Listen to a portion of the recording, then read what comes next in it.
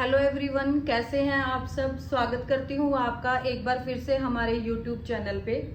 जैसे कि web designing की सीरीज चल रही है और इसी सीरीज में हम लिस्ट की टॉपिक अभी चल रहा है हमारा करंट में। तो ऑर्डर लिस्ट हमारा हो चुका है, अनऑर्डर लिस्ट हमारा हो चुका है। थर्ड टाइप की जो लिस्ट है वो है डिस्क्रिप्शन लिस्ट। डिस्क्रिप्शन लिस्ट क्या होती है, कैसे हम इसको यूज करते हैं, ये सारी चीजें हम प्रैक्टिकल में देखेंगे। तो बिना किसी देरी के प्रैक्टिकल पोर्शन की ओर चलते हैं।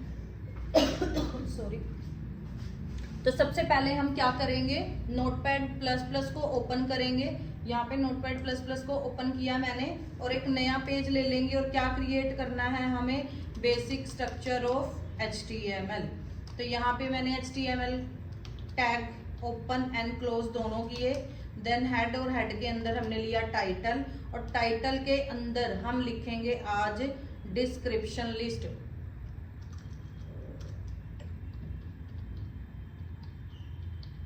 डिस्क्रिप्शन लिस्ट एंड देन हम टाइटल को क्लोज कर देंगे। देन हम हेड को क्लोज करेंगे। देन हम बॉडी टैग लेंगे और बॉडी टैग को हम क्या कर देंगे, क्लोज कर देंगे यहाँ पे। अब हमारे पेज को सेव करेंगे हम HTML वाले फोल्डर में ही कर देते हैं और इसका नाम हम दे देते हैं DL। तो dl.html के नाम से इसको सेव कर देते हैं। तो ये हमारा पेज हमारा सेव हो गया है। तो सबसे पहले हम यहाँ पे डिस्क्रिप्शन लिस्ट, नाम से ही पता चल रहा है जब हमें कोई चीज डिस्क्राइब करनी है तो हम किसका यूज कर सकते हैं, डिस्क्रिप्शन लिस्ट का यूज कर सकते हैं। डिस्क्रिप्शन लिस्ट बनाने के लिए आपको सबसे पहले DL टैग का यूज करना पड़ेगा एंड देन DL को आप क्या कर दोगे, क्लोज कर दोगे। DL stand for description list, open किया और क्लोज किया। इसके अंदर एक टैग और यूज होता है, उसका नाम है DT। DT stand for description term. आप किसके बारे में डिस्क्राइब करना चाहते हो वो आपको लिखना है किसके अंदर, DT के अंदर। जैसे मैं कंप्यूटर की डेफिनेशन यहाँ पे बताना चाहती हूँ with the help of description list, तो आपको पहले बताना पड़ेगा कि आप किसके बारे में डिस्क्राइब करना चाहते हो। तो मैं कंप्यूटर के बारे में बताना चाहती हूँ तो आपको उसको किस में लिखना पड़ेगा, DT के अंदर। तो DT यहाँ पे ओपन किया, देन जिसके बारे में आपको लिखना है वो लिखो एंड देन DT को बंद कर दो, एंटर करेंगे।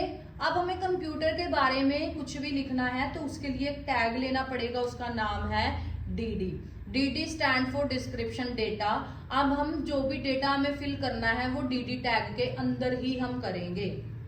तो DD मैंने ओपन किया, साथ के साथ आप DD को बंद कर लो और यहाँ पे आप एक एंटर करके डेटा अपना लिख सकते हो।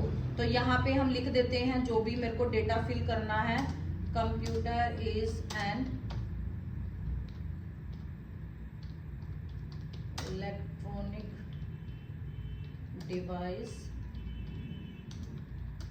which takes input and process it and give result according to given input। और DD को मैंने पहले ही बंद कर रखा था। तो यहाँ पे आप जितना भी कंटेंट लिखना चाहते हो वो आप लिख सकते हो। तो मैं यहाँ पे इसको सेव करूंगी एंड देन अब हम इसको रन करके देखते हैं। यहाँ पे DL के नाम से मैंने इसको सेव किया था, ये रहा हमारा पेज। इसको हम ब्राउजर के अंदर खोल के देखेंगे तो ये कुछ ऐसा हमें दिखाई देगा। अब आपको यहाँ पे थोड़ा सा इतना क्लियर नहीं हो रहा होगा, मैं एक बार फिर से इसको यहाँ पे कॉपी कर लेती हूँ और एक BR टैग का यूज कर लेते हैं हम एंड देन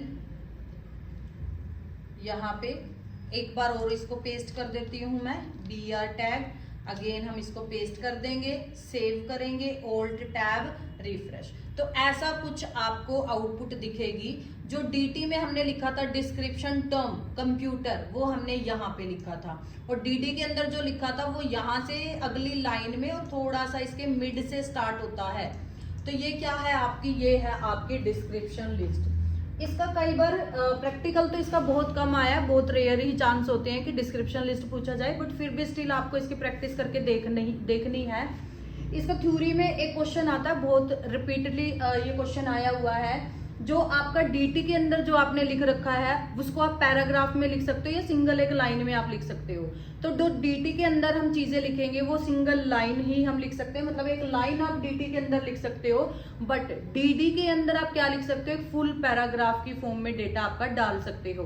तो ये दो मेन डिफरेंस होते हैं डीटी और डीडी के अंदर। डीटी में सिंगल एक लाइन आप लिख सकते हो, डीडी के अंदर आप पूरा पैराग्राफ लिख सकते हो। तो ये डिफरेंस होता है। तो आई होप तीनों तरह की जो लिस्ट मैंने आपको समझाई है, कराई है और प्रैक्टिकल भी हमने देखा है, तीनों लिस्ट आपको क्लियर हो गई होंगी। सबसे पहले आपको बेस बनाना बहुत ज्यादा जरूरी है।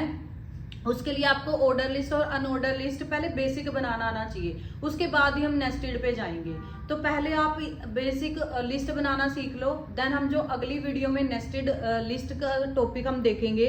हर बार प्रैक्टिकल में 100% श्योर टॉपिक है, नेस्टेड लिस्ट आता ही आता है। तो अपने आप में ही बहुत ज्यादा इंपॉर्टेंट है। नेस्टेड लिस्ट कब आएगा, जब आपको बेसिक लिस्ट बनाना या क्रिएट करना आता होगा। इनके टाइप, इनके एट्रीब्यूट, ये सब चीजें आपको अच्छे से क्लियर होगी। आपको क्या ध्यान रखना है, ओपनिंग और क्लोजिंग का बहुत अच्छे से ध्यान रखना है। तो नेक्स्ट वीडियो में हम नेस्टेड का कंसेप्ट करेंगे। तो नेस्टेड करने से पहले आपको ये बेसिक सीखना और करना बहुत ज्यादा जरूरी है।